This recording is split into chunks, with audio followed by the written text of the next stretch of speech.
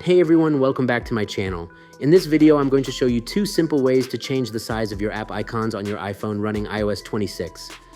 So let's get started. First, we'll use the Customize option right from your home screen. Press and hold on any empty spot until your apps start jiggling. Then tap Edit in the top left corner and select Customize. You'll see a panel appear at the bottom of your screen. In the top right corner of that panel, there's a button that lets you switch between regular and smaller icons. Tap it once and your icon size will change instantly. Easy as that.